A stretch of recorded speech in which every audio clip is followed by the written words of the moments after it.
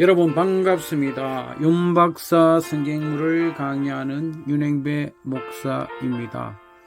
오늘은 365일 성경 일독 새벽 말씀 19번째 강의로 출애굽기 8장, 9장, 10장의 내용으로 여러분에게 강의하고자 합니다. 우리가 알다시피 하나님께서 모세를 통해서 또 아론을 통해서 애굽에 재앙을 내리지 않습니까? 이 8장의 두 번째 재앙, 세 번째 재앙, 네 번째 재앙이 언급되어 있습니다. 두 번째 재앙으로는 개구리 재앙입니다. 여러분, 우리가 개구리가 한두 마리 있을 때는 개구리 잡아서 우리가 약으로 쓰고 먹기도 하고 구이로 먹기도 하지만, 개구리가 엄청날 경우에는 그것은 고통이 아닐 수가 없습니다. 침상까지 개구리가 뛰어들어가지 않았으니까 도대체 견딜 수가 없는 그런 재앙이 개구리 재앙이었습니다. 근데 개구리 재앙은 술객들도 할 수가 있었습니다. 그런데 그 개구리 재앙 다음에 세 번째로 이 재앙이 있었습니다. 요즘 이가 전국적으로 지금 퍼지고 있다. 그래서 얼마나 지금 심각하다. 한때 우리 70년대는 이가 있었는데 없어졌다가 갑자기 또 이가 생겼다 하지 않습니까? 그래서 전국적으로 지금 비상에 걸려 있지 않습니까? 방역에. 당시에 이 이라는 것은 아주 고통스러웠습니다. 심지어 짐승들은 그 이로 인해서 발작을 일으키고 죽는 경우도 있었습니다. 근데 이 세 번째 재앙, 이 재앙은 애굽의 요수사들, 술객들도 만들지는 못했습니다. 그래서 그들이 스스로 뭐라고 바로왕에게 이야기합니까? 이것은 하나님의 권능입니다. 하나님의 권능입니다. 그 하나님의 능력을, 하나님의 재앙을 인정할 정도였습니다. 근데 바로왕의 마음은 강팍해서 그들의 말을 듣지 않았습니다. 그 다음으로 이제 네 번째 재앙이 바로 파리 때 재앙이었습니다. 엄청난 파리가 애굽의 전역에 덮치게 되었습니다. 여러분, 우리가 여름에 파리가 얼마나 걱정스럽습니까? 저 집도 파리 때문에 끈끈이를 붙여서 이렇게 식사할 때나 그럴 때, 또 평소에도 아주 이렇게 파리를 잡는 것을 이렇게 아주 신경을 쓰기도 합니다. 근데 그 파리가 너무너무 많아서 도저히 잡을 수 없을 정도로 그렇게 많아졌습니다. 근데 놀라운 것은요, 이스라엘 백성들이 가는 고센 땅에는 파리 한 마리가 없었습니다. 이 파리 재앙이 얼마나 고통스러웠던지요, 이 바로왕이 흥정을 합니다. 야, 너희들 강야 사흘 길을 간다는데 그러지 말고 애굽 땅에서 지내. 야, 그것도 너무 멀리 가지 말고, 강야도 너무 멀리 가지 말고 그냥 이 근방에 있는 강야로 가. 그렇게 흥정할 정도로 고통스러웠던 재앙이 파리 재앙이었습니다. 그런데 이스라엘 백성들이 거하는 그 땅은 하나님께서 구별하여서 파리 하나 얼씬거리지 못하게 했습니다. 참 하나님의 기적 아니겠습니까? 하나님의 역사가 아니겠습니까, 여러분? 하나님의 역사는 놀라운 것입니다.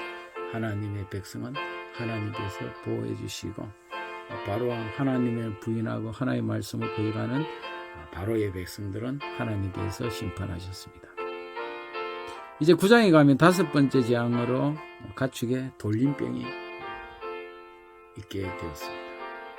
여러분, 우리나라도 한때 이렇게 구제역이니 이런 걸로 인해서 얼마나 그때 좀 시간이 지났지만 짐승들로 인해서 그 어려움을 당했습니까? 많은 가축을 도살하고 그렇게 하지 않았습니까? 그런 가운데서도요, 하나님께서 이스라엘 백성들을 어떻게 해요? 가축은 하나도 죽지 않도록 보호해 주셨습니다. 심지어 바로왕이 사람을 보내서요, 진짜 그런지 확인할 정도였습니다. 진짜 고센 땅에는 그런 재앙이 없는지 확인할 정도였습니다. 그 다음에 이제 악성종기가 있었습니다. 이야, 여러분, 이 죄를 뿌렸는데 악성종기가 생겨가지고 심지어 그 애굽의 요술사들도 악성종기로 인해서 바로왕 앞에 나가지 못하는 그런 고통을 당할 정도였습니다. 그리고 7번째 재앙이 9장에 보면 또 나옵니다. 무슨 재앙이? 우박이 떨어집니다. 이야, 여러분, 이 우박이 무섭습니다, 여러분. 우박이 그냥 우박이 아니라요, 성경에 보면요, 불과 함께 떨어졌어요. 불덩이와 함께 떨어졌습니다. 이야, 이거 어떻게 되겠습니까? 여러분, 우박이 떨어지면 어떻게 되겠습니까? 여러분, 채소들은 이거 다 그냥 나무 가지까지도 다 꺾어버릴 정도니 채소는 말할 수 없지 않겠습니까? 제가 얼마 전에 영주에 나갔다가 우박 떨어진 걸 봤습니다. 이야, 두두둑 떨어져. 제가 막 전에 봉화에 한번 우박 떨어졌는데요, 차 위에 막 떨어져가 차가 꼼보들이 된 걸 봐서 제가 주유소, 농협 주유소 밑에 처마 밑에 가서 겨우 차를 피신시킨 적이 있습니다.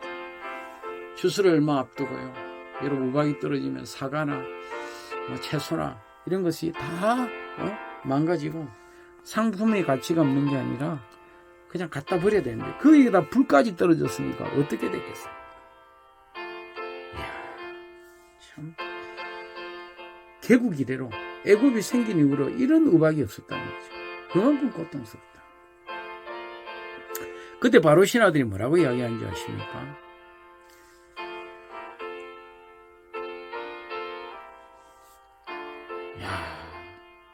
이 나라가 망하게 됐다는 거예요. 이 나라가 이제 망하게 됐다는 거죠. 여러분,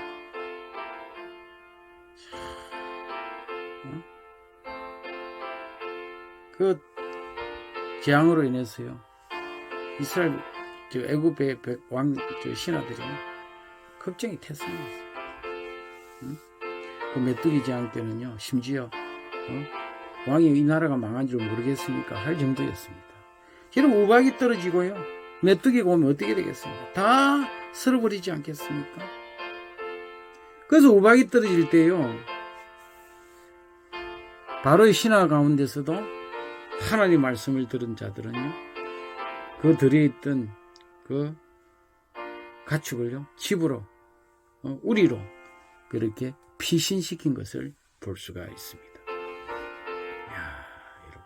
이 7장 재앙 때요, 바로 왕의 말을 듣는 게 아니라 하나님의 말씀을 듣는 신하들이 생겼다니까요. 그래서 우박 때 우리로 피해서 그 하나님의 말씀을 들은 그 바로의 신하는 피해를 입지 않았어요. 이스라엘 땅은 말할 것도 없고. 이제 10장에 가면요, 메뚜기 재앙이 옵니다.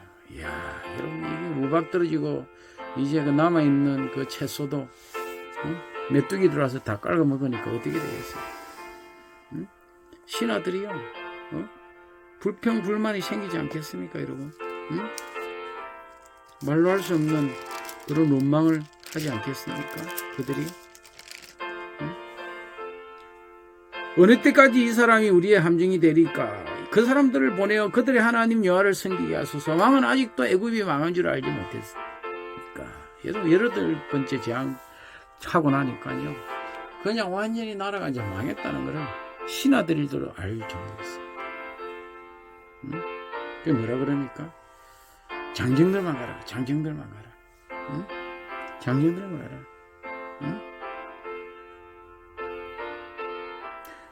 장정들만 가서 드려라. 근데 장정만 가면 되겠습니까? 어린아이들하고 다 가야 안 되겠습니까? 그 바로왕이 그냥 술수를 쓰는 거죠. 깨를 쓰는 거죠. 이제 9번째 재앙이 또 내립니다. 흑암의 재앙이죠. 사흘 동안 온 세상이 캄캄해서 사람들이 꼼짝도 할 수가 없었습니다. 그때 또 뭐라고 이야기합니까? 양과 소는 머물러 두어라. 양과 소는 머물러 두어라. 왜 이렇게 자꾸 보내는 걸 싫어합니까? 노동력이거든요. 애굽의 경제를 뒷받침하는 이스라엘의 백성들의 노동력이 너무 아까운 거죠. 보낼 수가 없는 거죠. 여러분 60만의 장정들이면 그 안에까지 하면 120만 명이 있지 않습니까? 120만 명의 엄청난 노동력을 바로왕은 아까운 거죠. 그럼 못 보내는 거죠. 그 자신의 사역 때문에 어떻게 합니까? 나라는 점점 망해져 가는 거죠. 9번째 흑암 재앙 후에 또 4번째로 재앙합니다. 좋다, 다 가라. 사람은 다 가라. 근데 양과 소는 놔두고 가라. 그러면 어떻게 해요? 재물인데 재산인데 이스라엘 백성들이 돌아올 거라는 거죠. 그걸 벌모로 삼는 거죠. 점점 이제 애굽의 심판은 더 강도가 강해지겠죠. 이제 9번째 끝났으니까 10번째 남았겠죠. 하나님의 말씀을 듣지 않던 그 바로왕이 8장, 9장, 10장의 그 재앙을 통해서 이스라엘 백성 바로왕의 신하들이 하나님의 말씀을 들을 뿐 아니라 심지어 그들의 입에서 이 나라가 망한 줄 왕은 모르냐고 하는 그런 원성을 듣는 걸 보지 않습니까? 우리가 하나님의 말씀을 들으면 바로의 신하들이라도 살 것이고, 하나님의 말씀을 듣지 않으면 바로왕처럼 나라가 멸망하는 것을 보면서 우리는 하나님의 말씀을 따르는 그런 하나님의 백성이 되기를 바랍니다. 오늘도 제 강의를 들어주신 여러분 진심으로 감사합니다. 오늘 하루도 하나님 말씀 가운데 가시기를 바랍니다.